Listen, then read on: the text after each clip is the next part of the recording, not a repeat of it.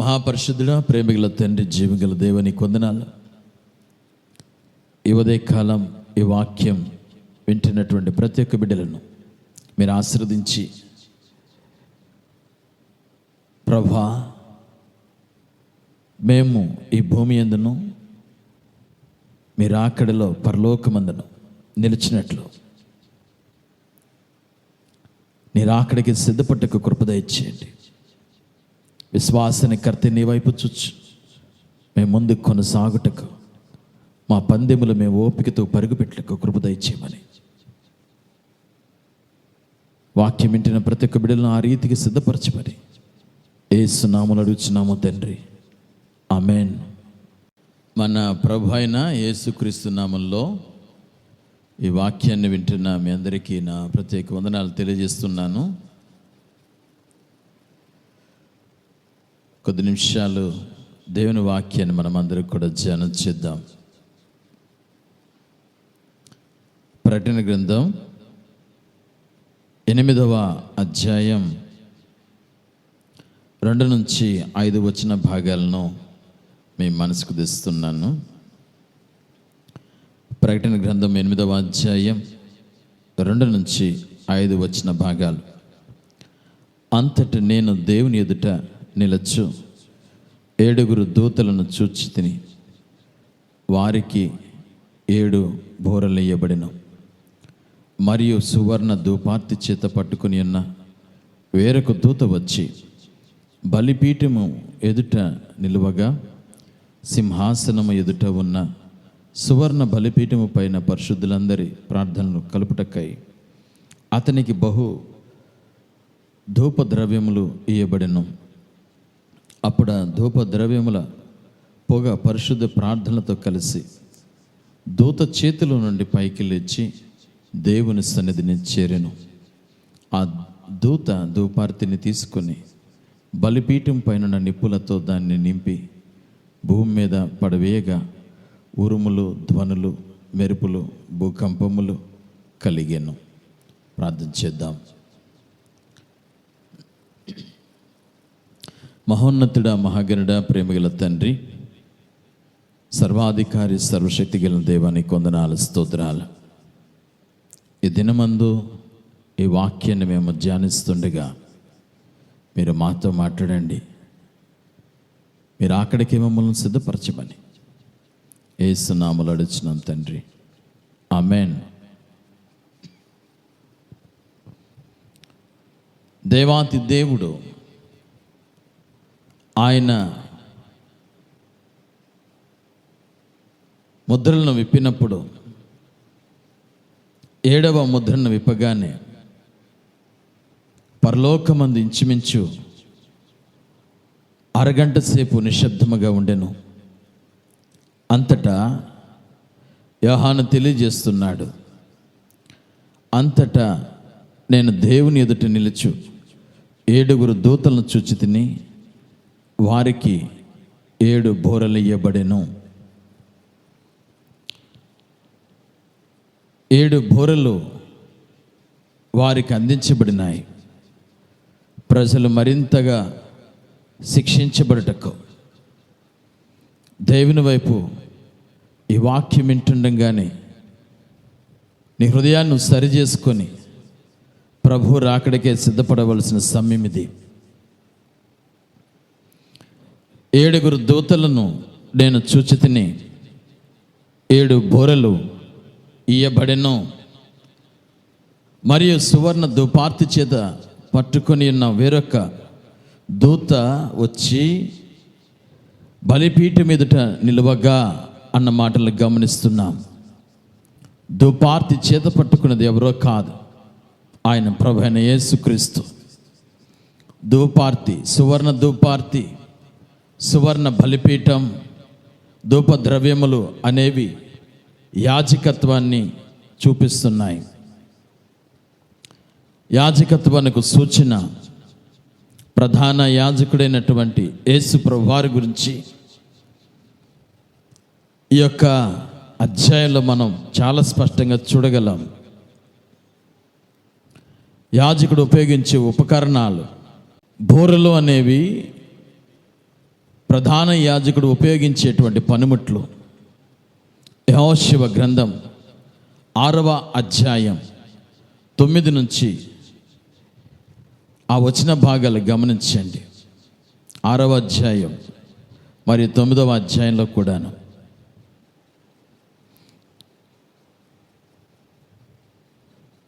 దేవుని యొక్క లేఖన భాగాలు.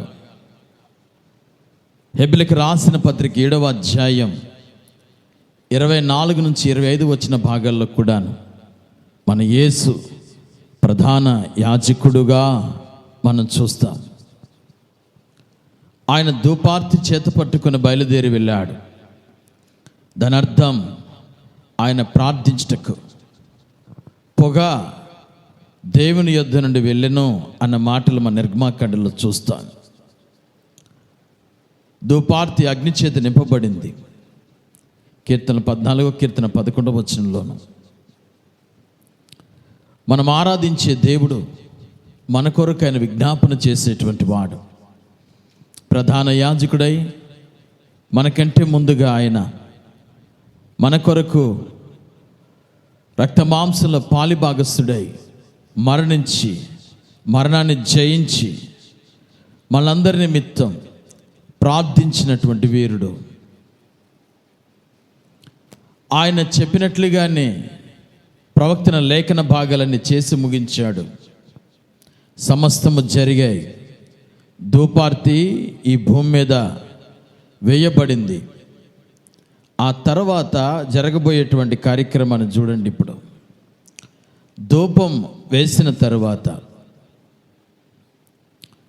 4వ వచన భాగాన్ని, అప్పుడు ఆ ధూపద్రవ్యములు పొగ పరిశుద్ధుల ప్రార్థనలతో కలిసి దూత చేతుల నుండి పైకి లేచి దేవుని సన్నిధిని చేరెను. ఆ దూత ధూపార్తిని తీసుకొని బలిపీఠం పైన నిప్పులతో దాన్ని నింపి భూమి మీద పడవేయగా ఉరుములు, ధ్వనులు, మెరుపులు, భూకంపములు కలిగెన్నో. ఇక్కడ నుంచి చాలా జాగ్రత్తగా వినాలి మీరు. భూకంపాలు ఇప్పుడు కలుగుతున్నాయి. ధూపార్తి అయిన తర్వాత ప్రధాన యాజకుడు ధూపార్తి చేసి వెళ్ళి ఉన్నాడు.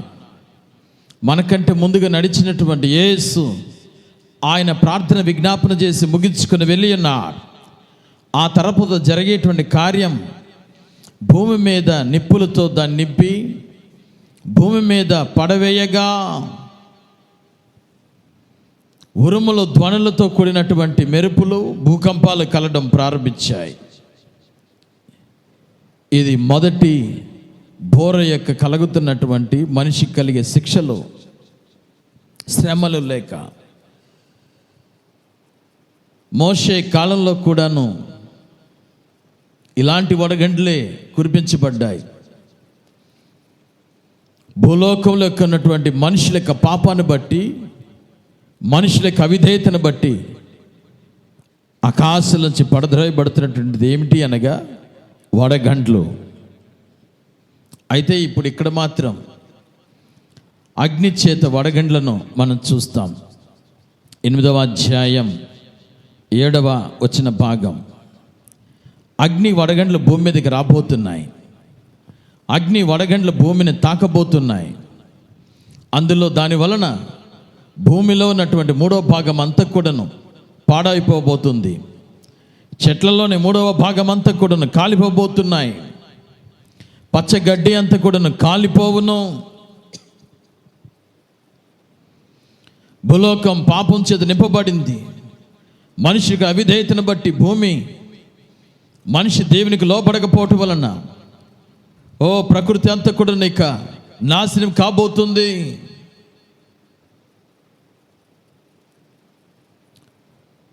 బైబిల్ లేఖనంలో మీరు గమనించండి. నిర్గమకాండం 9వ అధ్యాయాన్ని. మోషే కాలంలో ఫరో మరి ఐగుప్తుల ప్రజల మీదకి ఏమి కురిపించబడ్డాయి అనగా ఆకాశంలో నుండి వడగండ్లు కురిపించబడ్డాయి. వారి పంట అంతా కూడా నాశనం అయిపోయింది. వడగండ్లు ఒకటేనా, ఐగుప్తులో తెగుళ్ళ చేత వారు బలహీనైపోయారు. తెగుళ్ళు మనుషులు పాడు చేశాయి.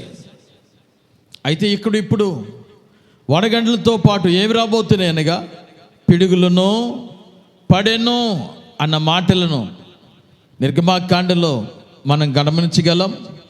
ఇప్పుడు జరగబోయేటువంటి కాలంలో కూడా మనం చూస్తాం. నిర్గమాకాండం 9వ అధ్యాయం 23వ వచనం నుంచి 25వ వచన భాగాలు గమనించండి.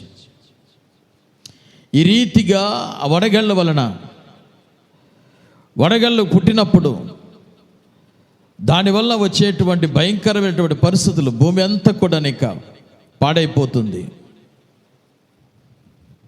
మెరుపులు ధ్వనులు వినబడతాయి, శబ్దములు కలుగుతాయి. మెరుపులు ఇప్పుడు భూమిని తాకబోతున్నాయి. మెరుపులు పడుతున్నప్పుడు, ఉరుములతో కూడిన మెరుపులు పడుతున్నప్పుడు మనుషులు అక్కడెక్కడ చూస్తూ ఉంటాం, అక్కడెక్కడ వార్తల్లో వింటుంటాం, పలానా స్థలంలో ఉరుముల చేత పలానా వాళ్ళు కొంతమంది చనిపోయారు, పలానా దగ్గర ఉన్నటువంటి స్థలంలో పొలంలో ఉండగా చనిపోయారు. అగ్ని వడగండ్లు ఇక్కడ కురవబోతున్నాయి. ఇక మనుషులే కాదు, ఆ స్థలంలో ఉన్న భూమి అయినా సరే అది పాడైపోతుంది. కీర్తనలు 18వ కీర్తన 13వ వచన భాగాన్ని గమనించండి. 18వ కీర్తన 13వ వచన భాగం.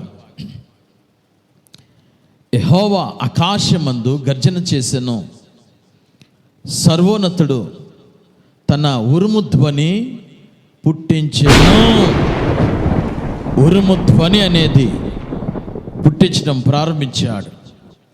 ఇప్పటికే ఆకాశం యొక్క శక్తులు కదిలించబడుతున్నాయి, మీరు చూస్తున్నారు. ధ్వనులు వినబడుతున్నాయి, మీరు వింటున్నారు.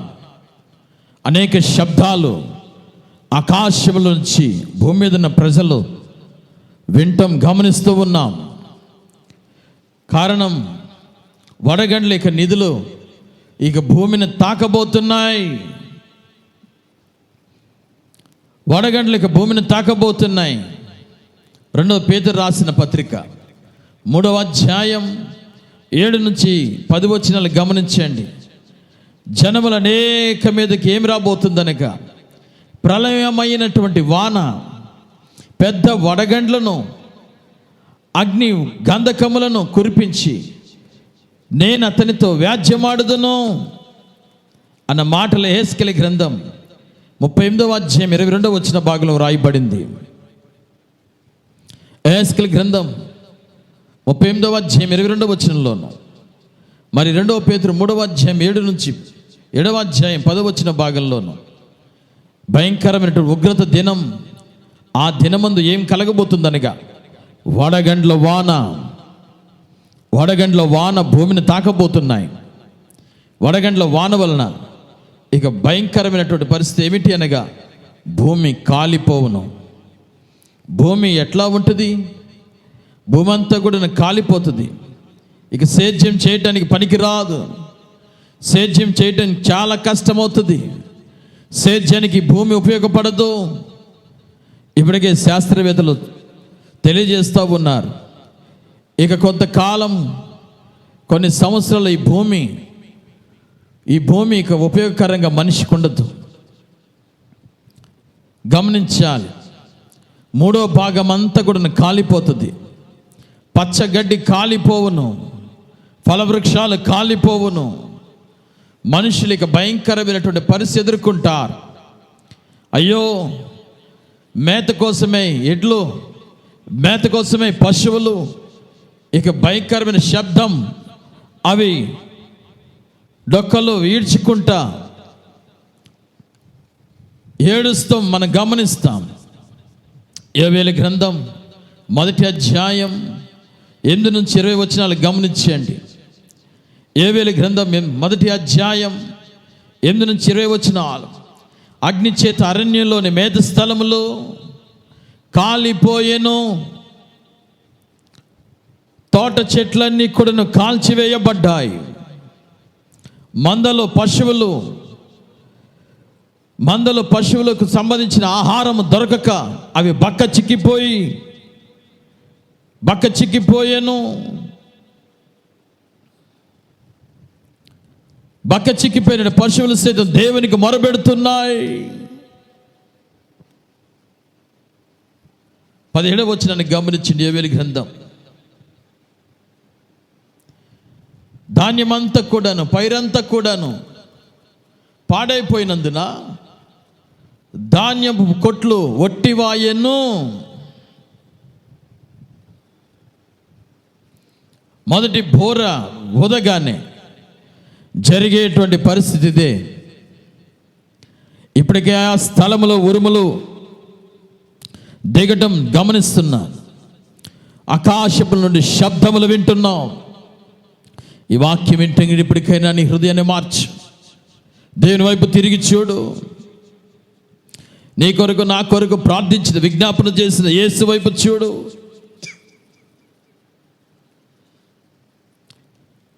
ఆయన రాకడికి సిద్ధపరచమని అడుగు. రాబోతున్నటువంటి భయంకరమైన శిక్షల్లో భూమి నిలబడబోతుంది. భయంకర ఉగ్రత దినాలు చూడబోతున్నాం. ప్రభా, నా హృదయాన్ని దర్శించు. నాకు రక్షణ దయచేయి, రక్షణ దయచేయి. మరొక అవకాశం అనుగ్రహించు, మరొక అవకాశం అనుగ్రహించు అని ప్రార్థన చేయడం ప్రారంభించు. ఫరో ఇవి చూస్తున్నప్పటికీ కూడా తన హృదయం కఠినమైంది. ఫరో ఇవి చూస్తున్నప్పుడు తన హృదయం కఠినమైపోయింది. ఎన్నాళ్ళ వరకు నువ్వు లోబడుకుంటుంటావు? మోషే అడుగుతున్నాడు ఫరోని, ఎన్నాళ్ళ వరకు నువ్వు లోబడుకుంటుంటావు? ఈ వాక్యం వింటున్న నీవు ఎన్నాళ్ళ వరకు నీ హృదయాన్ని మార్చుకోకుండా ఉంటావు? ఎన్నాళ్ళ వరకు నీ యొక్క ప్రవర్తన మార్చుకోకుండా ఉంటావు? అయ్యో, ఇక తిండి గింజలు మనిషికి దొరకవు. రాబోతున్నటువంటి ఉగ్రతల్లో నువ్వు ఎలా తప్పించుకోగలవు? నువ్వు ఆకాశం అందున్నా, నువ్వు ఒకవేళ సముద్రం లోపల దాగి ఉన్నా, నిన్ను దేవుడు గాలం వేసి మరి బయటికి లాగగలుగుతాడు. ఎక్కడ తప్పించుకోగలుగుతావు? ఎక్కడ దాక్కోగలవు? ఉగ్రత దినం నుంచి ఎవరు కూడా తప్పించుకోలేవు. కనుక సమయం ఉండగానే ప్రభా, నీ రక్షణ నాకు అనుగ్రహించు. నేను అక్కడికి నేను సిద్ధపరిచిన ప్రార్థన చేసుకో. సిద్ధపడు.